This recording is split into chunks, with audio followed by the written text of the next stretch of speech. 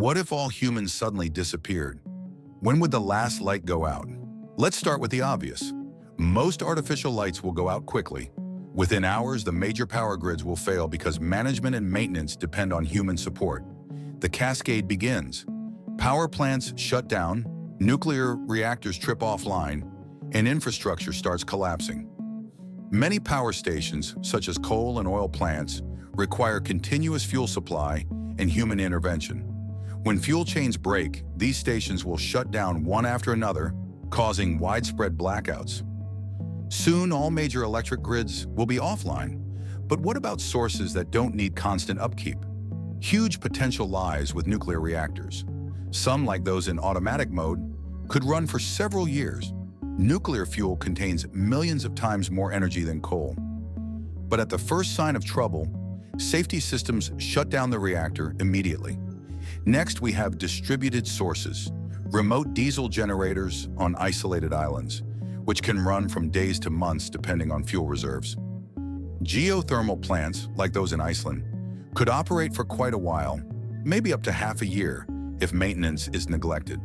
But eventually, corrosion and wear will force shutdowns. Wind turbines are another example.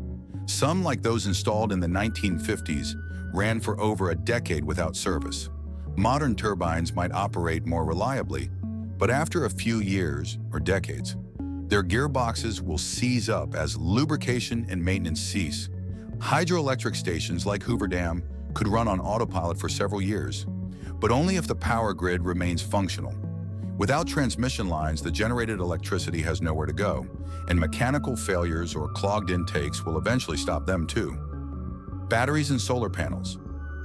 Batteries, even the most durable, will self-discharge over decades.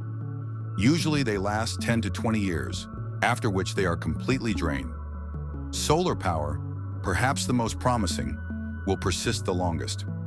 Off-grid solar systems, roadside emergency boxes, and remote weather stations often operate with minimal maintenance. With proper protection from dust and debris, their panels and electronics could last centuries. Radioactive waste also contributes to long-lasting light. Historical glow-in-the-dark paints like radium-based luminescent dials faded long ago. But modern radioactive glass containing cesium-137 glows in the dark due to Cherenkov radiation, and will do so for at least 2 centuries, slowly fading over time. Half-life of cesium-137 is about 30 years, so after 200 years, these glass blocks still emit roughly 1% of their original radioactivity. Their blue glow will persist long after humans are gone in heavily shielded underground vaults, lighting the dark for centuries.